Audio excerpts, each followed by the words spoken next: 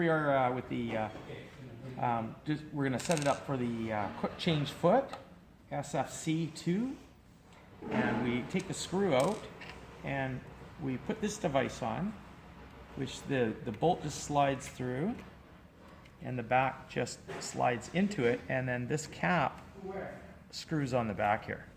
Okay, you just want to screw it on. You don't want the bolt to come out the other side, so when you push on it, it doesn't push into your thumb. I'm going to change to a shirring foot and put the shirring foot on.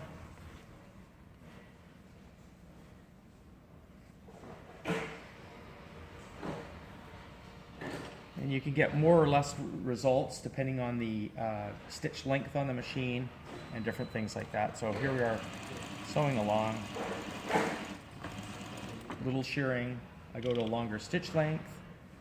I can put my finger behind the foot, cause it to kind of back up a little.